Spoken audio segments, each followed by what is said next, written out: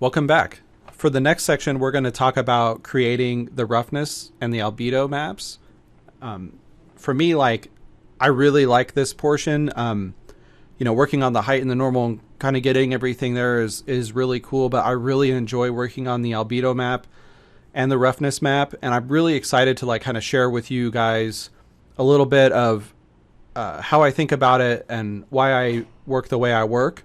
And hopefully it kind of gives you some inspiration when you're working on your stone wall to kind of embrace colors and masking and kind of all that. So let's take a look at some reference before we get going and kind of get a little bit of ideas going on here.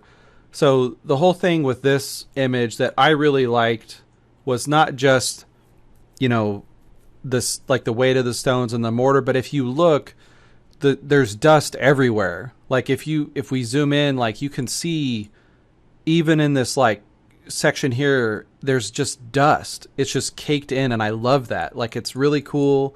So we're going to talk about how to use masks to kind of get that going. And I know in the PowerPoint we kind of talked about some color, but I want to do a quick refresher. Again, don't be afraid of washes of color. Again, blue, purple, some orange, some teal in there, some green. It's all to me, it's what makes stone or anything really organic look right, is washes of color. And again, calling out the edges here with a bit of white or brightening and kind of desaturating. It's just really nice. We still have a good amount of dust and rust in here. And again, I know we're kind of looking at different reference here. Feel free to go this lighter, cool palette, or this darker. Maybe a mix in between, something that's a little bit more muted.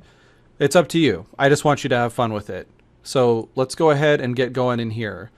Now, I want to start all this off by talking about masking and kind of setting some stuff up, and then we'll jump in and kind of walk through everything of what's going on here. Again, I'm using this mask generator node that's available on my Gumroad.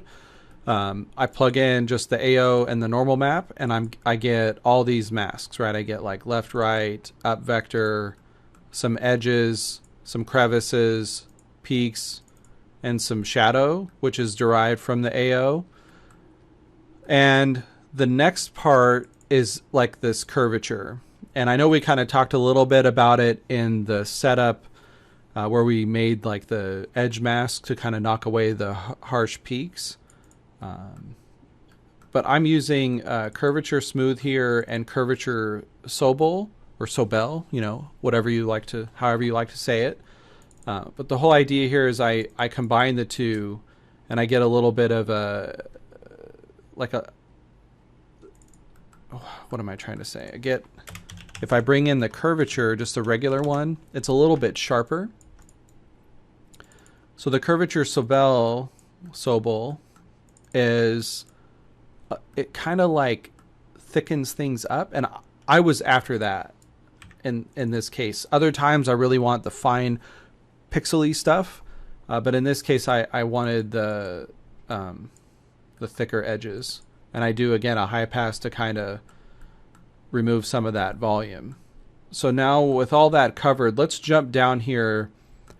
And I want to talk to you guys about the basics, how I start my albedos. So if I'm working on this, if I'm working on bricks, anything like that, I do this same setup all the time.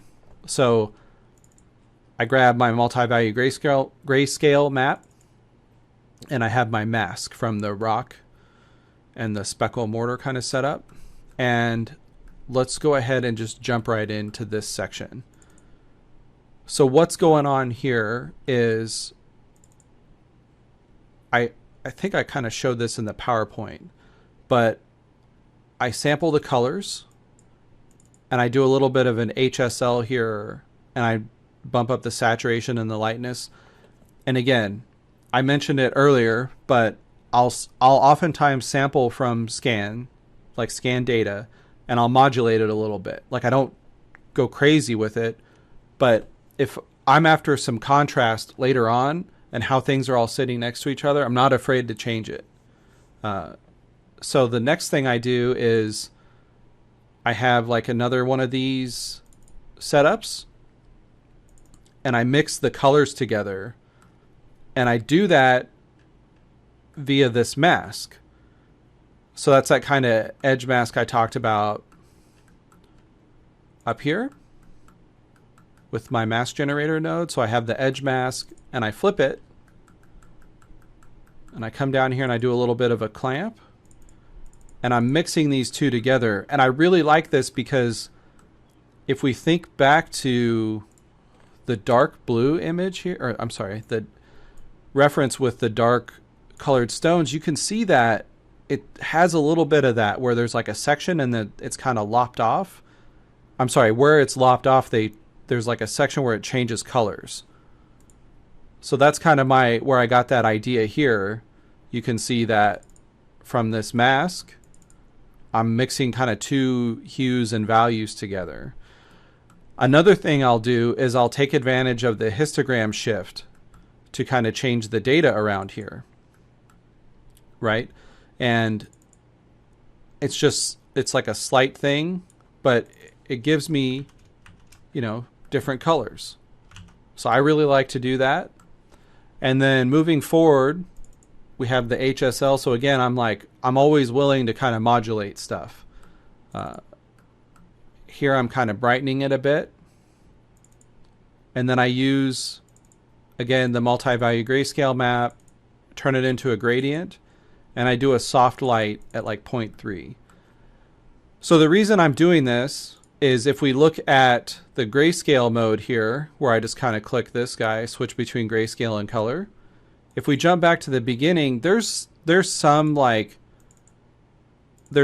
value contrast, but I really wanted to push it like quite a bit. And again, I was really intrigued by the idea of like having some dark stones and some lighter stones. So I really wanted to push on that. But there's nothing wrong with maybe leaving them a little darker with something like this. I think I have that dark color one in here. Yeah, like this guy, if you wanted to do something like that, that's totally cool. Just have fun with it. So let's move forward.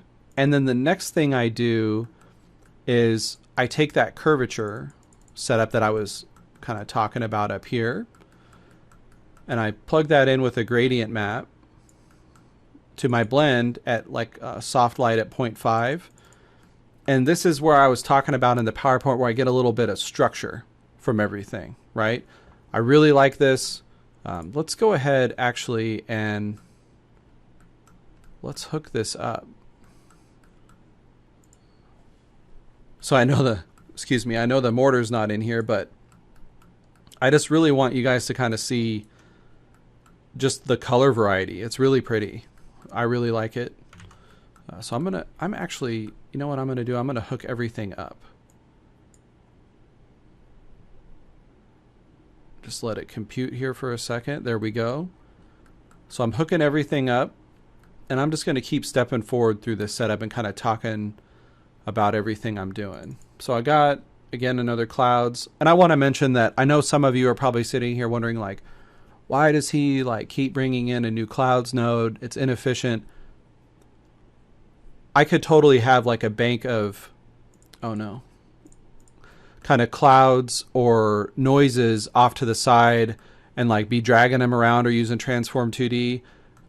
I actually had that, but I found that it just looked really distracting, and I was trying to make this as clean as possible for you guys. So typically I will try to work like that, but I just wanted to kind of touch on that for a second.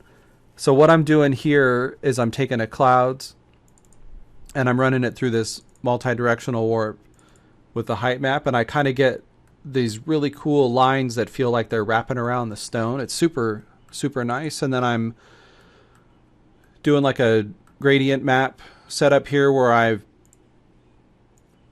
click on this and then I do a pick gradient and I sample from some of the colors that I showed you from the scan data I was looking at. And again, I'm using that edge mask.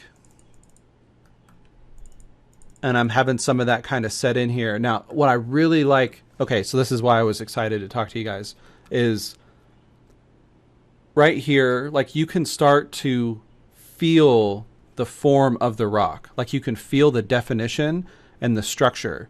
And we're not, again, like we're not doing anything with like baked in lighting information. This is like purely a structure and kind of volume thing. Like you can start to feel the different sections of the rock.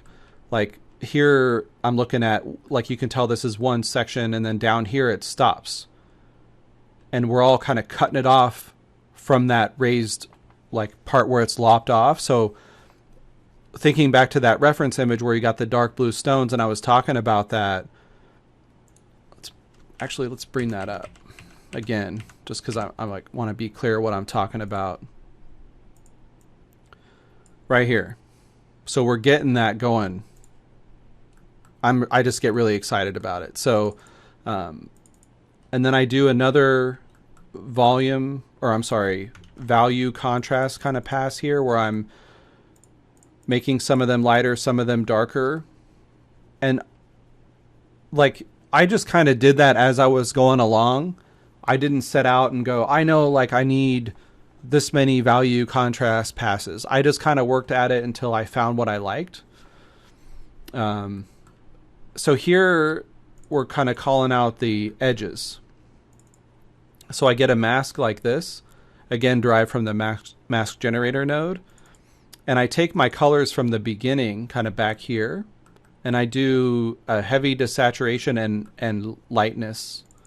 And I set it to copy here. I want to mention that anytime I'm working with color, I'm working with copy so far. And the only time that I'm not is when I'm doing the value contrast. So I'm doing like soft light or overlay in those instances. And then this part here, I'm doing soft light because I'm trying to bring about a little bit of structure and volume into the albedo from the height and the normal. But when I'm mixing like actual color, I'm trying to use copy at varying opacities. So yeah, we're getting our edge kind of call outs here. And this part here is like a little bit of a dust kind of going on. So again, I'm really a big fan of this multi-directional warp. I got a clouds, a couple of grunges, and I just have it kind of swirl around. And in this case, I didn't have it conform to the height map. I could have, but I had this mask that I felt like helped me kind of separate what I was trying to do.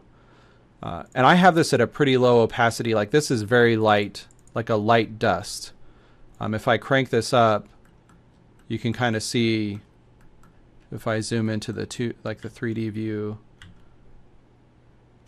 and maybe I should leave it up higher. That actually looks pretty cool. Let's do that. Let's go like 0.75. Yeah. Get that dirty feeling in the rocks. A little bit of age and story going on. Okay. So moving forward, this is kind of where I'm bringing in some of that rust, like a little bit of that mineralization, some of that rust, again, showing a little bit of age. So I grab a moisture noise and like a grunge, and I run it along the height map here so it kind of conforms to it. These colors, again, I sampled from the scans we were looking at in the PowerPoint, and I adjust the value and the saturation to my liking. And this is starting to look really pretty here. Like we're getting some like nice contrast between cool and warm here. And how I'm masking that off is I have a moisture noise and a grunge, and I just kind of do a directional warp, and it kind of gave me this like really cool sense of movement. I liked it. And then I scatter it around with the directional warp here. Do a histogram scan, and this is acting like my mask. So one thing I want to mention is, like, I've been in the industry for about 10 years now, and I used to work in Photoshop like all the time. Just Photoshop all day. Like layers, adjustment layers, groups, masks. A lot of how I think about things comes from that. So I actually think of blends as like groups in Photoshop. So if I have a group, like this is my layer, and then this is my mask on that group. And then like I'm using the blend to kind of build up my stack. Like that's exactly how I think about it. So I don't know if that helps any of you, but it helped me to think about it like that, because when I was starting with Substance, I didn't really know what I was doing, like how to work it, what was the best practices. And as I kind of thought about it more like, well, what do I do in Photoshop, and then try to emulate that workflow in here, it worked out really well. And I actually think that's probably how they designed it, like, because it's literally you got the mask, you got your stack, essentially. So moving forward, again, I'm grabbing one of the masks from the mask generator node, and I'm starting to bring in another layer of dust. And it's, again, a moisture noise gradient map, HSL. So I'm kind of like, if we crank this up, you can kind of see what's going on. And like I said, I'm not afraid to like adjust stuff. So if I wanted to get more, maybe like a lighter color on some of the rocks, like that actually looks pretty cool. And I'm like wondering if I should have left it like that. But anyway, like it all feels really good because it's all derived from the height and the normal, right? Everything feels like we're getting detail and like little bit of like breakup from the layering and the flaking that we did early on. So again, everything feeds all into this process and makes for a really believable albedo pass. So moving forward, here's another kind of like setup. Again, I'm a huge fan of this multi-directional warp. I get some cool kind of ridges going along the height map, or that are following the height map. Do a little bit of histogram scan, and then I get something like this. And I like this just because it kind of gave like a little bit of stain. I wasn't going for like dust. I was going for more like just something to give a bit of age here. And I'm using overlay. So this is like probably one of the rare times where I'll use it. And the reason I use it is I'm trying to give a sense of like, how do I say it? If I'm doing like dust or something, I want to use copy because I want it to feel very thick. But if I use overlay, I want it to feel like it's, I don't want to say deep in the stone, but part of the local color of the stone. Like, you know how if you like spill a Coke, it kind of, or coffee on paper, it kind of like feels like it's in the paper. That's how I think about it. So then this next part here is I'm using the speckle kind of mask, and I'm bringing in some of this mortar, or the mortar speckle color. And yeah, again, I just sampled this from a scan that I have. So up to this point, like we've got some really rich like colors going on here. We've got, you know, cools, warms. We've got lots of washes of color. We're starting to get a sense of depth from all the masking, and our mortars coming in. And so for this next part, we're going to look at like kind of adding some of this dust. So again, this comes from that mask generator node, and then I use a black and white spots with an add sub to just kind of break it up, like to kind of give it like varying levels of slight adjustment and opacity. And I have a couple of dust colors that I liked that I mixed together, and then I kind of just use copy, and I left it at 100% or 1 on the opacity because I want it to be like really thick dust, kind of like that image we looked at earlier. And this part here is some drips. Okay, so what I'm doing here is I have a drip generator node that I have on my Gumroad. So I have some settings here, and I kind of plug in a mask from the mortar and the stones, and I'm able to kind of get these really cool drips. And again, I use this black and white spots to kind of modulate it.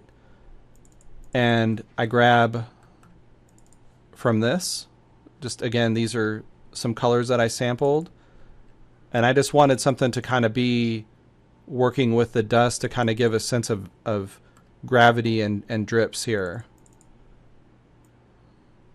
So if I maybe, just for a bit of contrast, show you like that, like you can really see how they're kind of dripping and working their way down.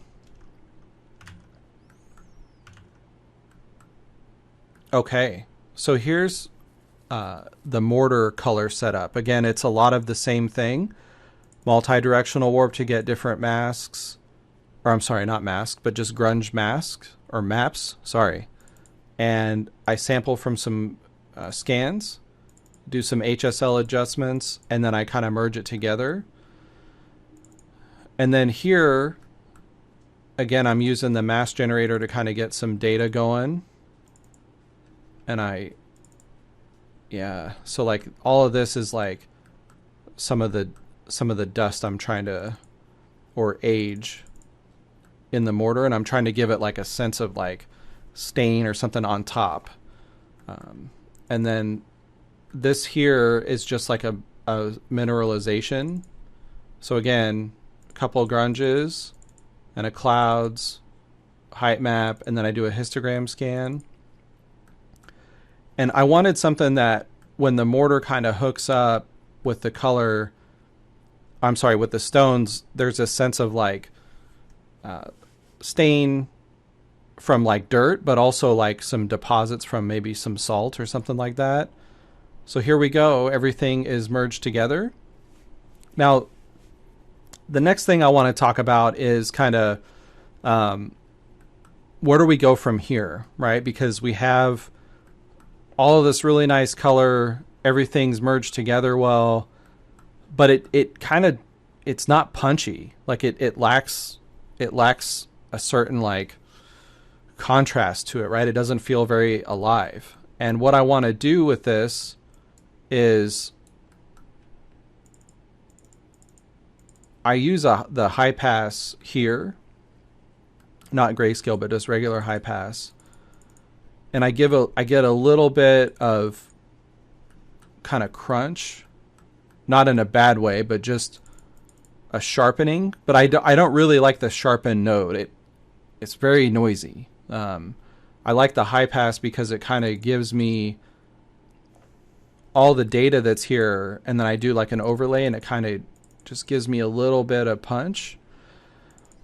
And then I'll grab from a curvature smooth here, and I'll do an overlay. And this is starting to kind of give a bit of volume and structure into the albedo, but we're not really breaking any rules here with respect to PBR or baked in lighting. It's just a sense of kind of structure and mass. And really, I know that there's a lot of information and talk out there about, you know, this aspect of like PBR and lighting information in your albedo. But in my experience, game engines at the end of the day, to get something shipped, you have to optimize. And that means that sometimes lights get removed and it's not what you thought it was going to be in the end. And I think that for me, if you can help out the albedo a little bit to give a bit of volume or structure or depth to the textures, it goes a long way. I've done it on a few games and it's worked really well. And I do it in my personal work and I really like it. I've never had like a tech artist or engineer come over to me or lighter and say, hey, why do your textures have all this lighting information? I can't do my job. It works out. So I kind of wanted to pass that along. And that's really kind of like what I do in the end to kind of like give this a little bit of punch. Just a little. Okay, so now that we've kind of gone over the albedo a little bit, let's look at the roughness. And I know that I kind of went through all the color first. I just felt like all of the data was down here and we're plugging that into the albedo anyway. So I just wanted to do that in that order. So when I'm starting out, I'm actually going to just hook this up like that. So we can kind of look at, just look at the lighting response. So that's another thing to mention, right? Is like, when I'm working, I'm always trying to think of like what the surface feels like. So oftentimes I'll block in an early roughness just to get something going. So over here is kind of where like I start with the stones themselves, and I'm calling this local variety because I'm using kind of one of these multi-directional orbs just to get a bit of information. And when I'm working, I try to like work in some cool detail into the roughness. I don't only put it in there if it's in the color or something like that. And I think working that way and thinking that way makes the texture feel more alive with respect to the light response. So I give a little bit of overlay here, a little bit of contrast. And then here's a value pop. So some of the stones are going to feel, shinier than others. And then here's a bit of the stone structure, the same thing that I put into the albedo. And all that is the high pass grayscale that was coming from that curvature setup. And I flip it. And the reason I flip it is we're working with roughness in this case, metallic roughness. So I want my peaks of my stone to be shinier, so they're darker, right? And then the recesses, I want them to feel more matte, so they're like lighter. And I do an overlay here. And so within just a few setups, we've got a good amount of information here. We got value, contrast. We got like what feels like a little bit of grunge going on. We're calling attention to the peaks and the crevices of the texture. And then I do another pass where I isolate the peaks and I darken them just a bit. And I like that personally. Like it grabs the light and kind of, like you can see it here, right? Like right along that ridge. If I take this out and I take this guy off, you can see that that's not as interesting. And that's me, right? Like I like it, but I really like things to feel really alive and punchy. So again, if I take that out, it's like, it's not as cool. Bring it back and it's like, yeah, that's feeling really nice. So one thing to note too is the stones kind of have a baseline light response where the mortar feels very matte. And that's what we want. So here I'm working in the crevices, just a little bit of extra.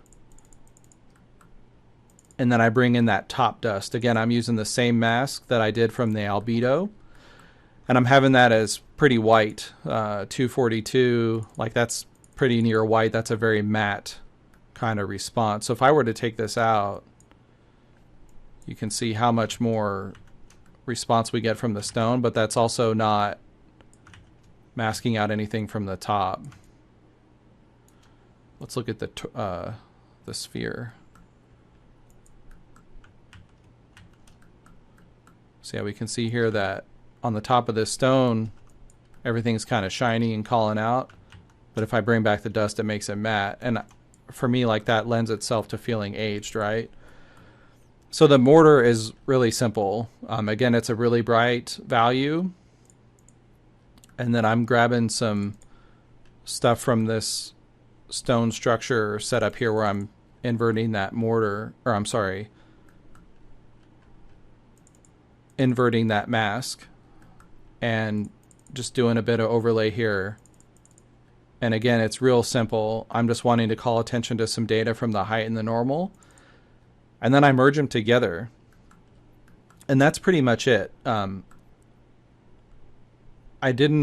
could do maybe a bit more, but I felt like this was just enough. I didn't want to overcook it, right? So yeah, the mortar, the roughness in this case for the mortar and the stone is very simple. If I'm working on another type of surface, maybe like a painted metal or, like a marble, maybe I'll put a lot more variation or detail into the roughness, because those surfaces are fairly simple and the light response is going to need to be maybe a little bit more punchy for interest or for accuracy for that matter. But for the stone here, I feel like you can kind of have a more simple roughness and it's okay compared to the albedo. I just wanted to make the point that sometimes when I'm working, I flip that around. That pretty much wraps it up for the masterclass. I just really want to say thanks for joining me. I'm actually really excited to see what you guys do. I'm eager to see like the kind of stone walls that you make, what you come up with, and I really look forward to seeing your results. And thanks again.